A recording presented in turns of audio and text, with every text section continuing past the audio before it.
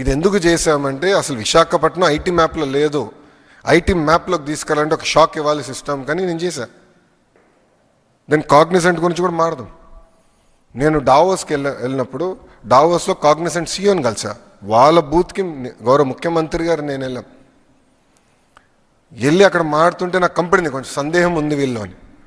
అప్పుడు వాళ్ళ సీఈఓని నేను పక్క తీసుకెళ్ళి ఒకటే చెప్పా, మీరు వైజాగ్ రండి, మీకు భూమి 99 పైసలు నేను ఇస్తానని. ఆయన నమ్మలా, ఇది అవుతుందా, ఇది సాధ్యమా అని. చేసి చూపించే బాధ్యత నాదని చెప్పా. ఎప్పుడైతే టీసీఎస్కి చేసి చూపించామో కాగ్నిసెంట్ వచ్చింది.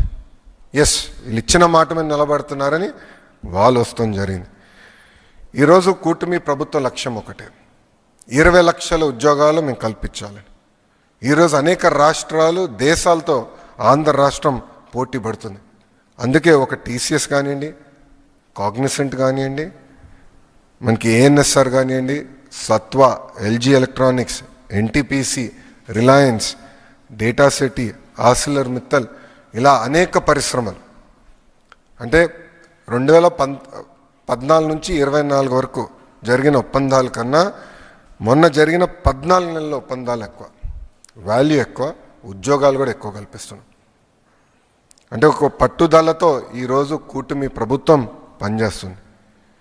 ఇంకా సింగపూర్ ప్రభుత్వంతో అయితే చంద్రబాబు నాయుడు గారికి ఉన్న అనుబంధం 1995 నుంచి ప్రారంభమవుతుంది. ఆనాడు లీ క్వాన్ యూతో మొదలైన ప్రయాణం ఈ రోజున్న గౌరవ ప్రధానమంత్రి లారెన్స్ వరకు కూడా ఆ అనుబంధం ముందరికెళ్తుంది. అధికారంలో ఉన్నా అధికారం లేకపోయినా సింగపూర్ ప్రభుత్వం గౌరవ ముఖ్యమంత్రి గారిని ఎప్పుడు ఒక రెస్పెక్ట్ అనేది ఇస్తూ జరుగుతుంది. అందుకే సింగపూర్ డెలిగేషన్లో గౌరవ ముఖ్యమంత్రి గారి నాయకత్వంలో నారాయణ్ గారు, టీజీ భరత్ గారు, నేను, అదేవిధంగా 5 ఐఏఎస్ అధికారులు మేము వెళ్ళాం. మా ప్రధాన లక్ష్యం రికార్డ్ని స్ట్రెయిటన్ చేయాలని.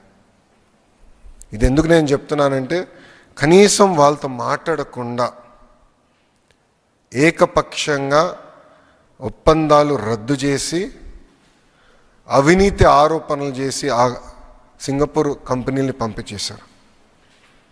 ట్రాన్స్పరెన్సీలో సింగపూర్ దేశం టాప్ 5 కంట్రీస్లో ఉంటుందండి. అవినీతి అనే పదం అక్కడ ఉండదు, ఆ డిక్షనరీలో ఉండదు. ఇన్వెస్టిగేషన్ అనేది కూడా వాళ్ళకి ఉండదు ఆ డిక్షనరీలో. అలాంటి దేశం పైన కావాలని అవినీతి ముద్ర వేసడానికి ప్రయత్నించారు.